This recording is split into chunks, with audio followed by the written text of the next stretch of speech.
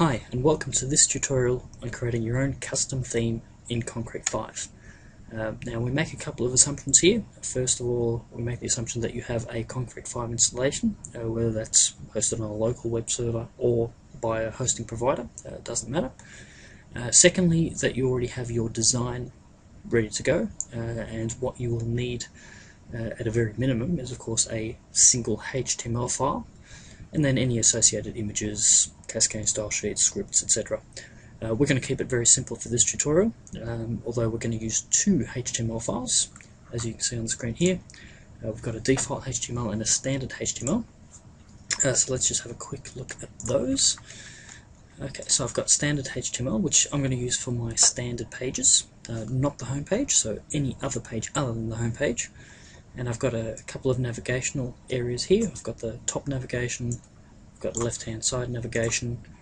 I've also got a main content block, which is in the middle here, and some sort of static elements, which are my company header and a login button, which is up here as well. The other page is simpler, and that's the one that's going to be used for the home page. And in this one I don't have the left-hand side navigation. All the other elements are still there, my top navigation, the main content area, etc, etc. So I've got these files ready to go, as you can see here, and they've come straight out of Photoshop, and all I've done is added a cascading style sheet file, which I've created myself and linked anywhere here. And of course, as per all good HTML development, I've added a doc type, which Photoshop did not do for me. So that's my standard file, that's my default file. So the difference in code is that left-hand navigation. And here's the style sheet file which I created. So that just adjusts the currently the navigation more than anything.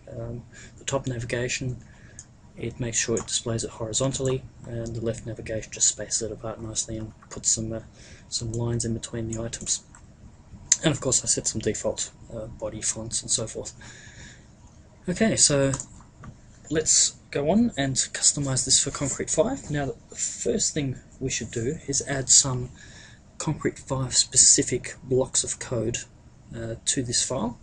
But before we do that, because Concrete5 is a PHP based system, let's save these as PHP files.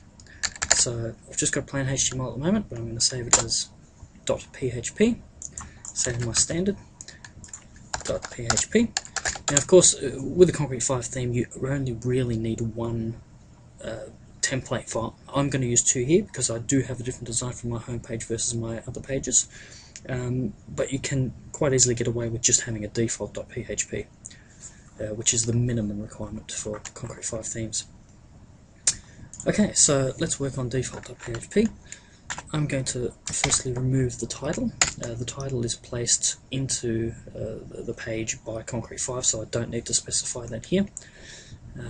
But the two blocks I need to add first are the header and the footer blocks. So I've got these already pre-done here in another text file. I'm going to paste that in there. So this loads the header, and it's important to place that in the head tags as close to the top as possible. Because that will also insert things like JavaScript files, cascading style sheet files, which Concrete5 uses, etc. And then after that, I've still got my style sheet file, which I want to keep. Now, the only problem you may run into is that Concrete5 occasionally has style names which may conflict with yours. It's a good idea in that instance to use ID tags and just sort of separate your style sheet tags, for want of a better word, so that they don't clash. So anyone who's done any CSS coding will know what I'm talking about there, but that's one of the potential problems. So the other one we want to add, we'll do just above the end body tag, and again I'll copy this one in, so this is the footer, and this is where Concrete5 will place things like Google Analytics tag if you've chosen to turn it on, and that sort of thing. Okay, so I've got those two blocks. Now the next thing that I need to do, I need to fix my image and file references, because when this goes up, this href will no longer be valid. It's not necessarily going to be in the same directory, and the way that Concrete5 references the files as it builds the page means that this will break, as will all the images here. So these images will no longer show. So we want to fix that up. So again, I've already got a block here pre-made, which we can just copy and paste in. So let's have a look. So our first reference to an external file is up here. So all this little line does, this get theme path, it actually uses Concrete5 to get the path, the URL path to where the theme is installed on the server, and it goes, okay, the style.css file, it's a theme file, it's in that directory, and show it. So we do that here as well. So notice I put the slash in after that, so we get a full valid URL once Concrete5 goes through. And of course you can do a find and replace, which is probably a lot easier. So if I do this, for example, I want to convert that to /images, replace all. Beautiful. Now they've all been replaced. So just one last check. So I've got my CSS, my images are done. Aha! Here we've got a background image, and you can see that is still got the wrong image location because this was not picked up by my find and replace. So that's an easy fix, and that's about it. I believe we're done. Great.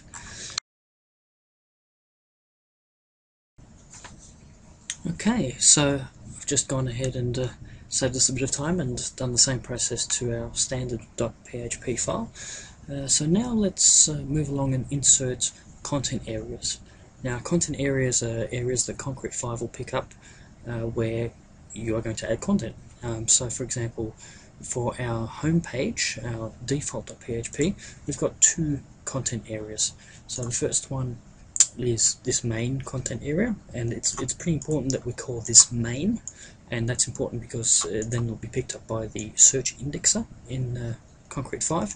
And also if in future then you want to upgrade the theme to a new one, as long as you still call it main, you're not going to have any problems with lost content and so forth.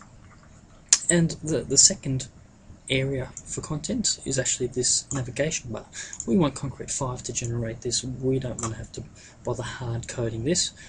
So we're going to put a content area in here as well. Okay, so we do that.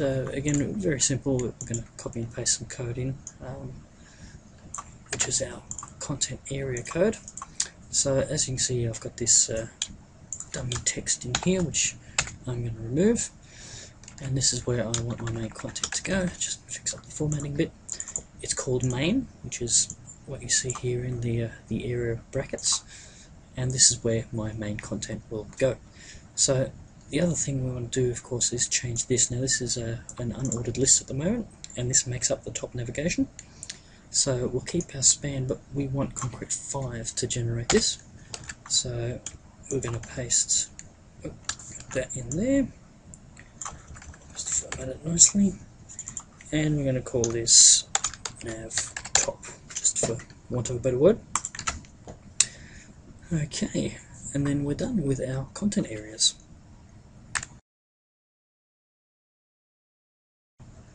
Okay, so next we want to create some theme description files, and there's two files that you'll need for Concrete5 to pick up your theme properly with a nice little thumbnail and a bit of a description. The first file that we'll create is called description.txt, so I'll create that in here. Now it's a two-line text file. The first line will have your theme title or name, so just call it MyCorp, say 2011. And the next, or the second line, is a full description of this theme. So we can say MyCorp theme version 1, say, for example. Okay, so we're going to save that as description.txt. Okay, so one of our two theme descriptor files are now done, so we can close that. Now the other one is the thumbnail, and this gets shown in Concrete5, and I'll show you where that crops up. But I've already got one pre-made to save a bit of time, so I'm going to paste that in. And there's my thumbnail.png, and it's very important, of course, that both of these file names are exactly as shown. The other thing, of course, you'll see in the directory now is we've got our PHP files, which we created from our initial HTML designs.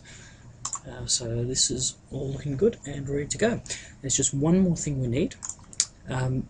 There's a concept in Concrete5 which you may or may not be aware of, called single pages. Now, a single page is exactly that. It's a page that only exists once in your entire website and always at the same location. So a great example of this is a login page, which you might have at www.yoursite.com/login, and it's never going to move. It's always going to be accessible at that address, and there's only ever going to be one, because you don't need multiple login pages to log into your website. So because this concept of single pages exists in Concrete5, we also need to make another template file, and in this case I'll base it on default.php, and this other template file is used purely by Concrete5 to fulfill and to put single page content into our theme. So all we have to do is take whichever theme file that we want to use for display and save it as view.php. So very important to have this file. And the other thing is, instead of having a normal content block, we need this inner content line, and this is where Concrete5 will place the single page content within our theme template file. So we're going to get rid of main, and we're going to replace it with that line, and hit save, and now we're ready to upload.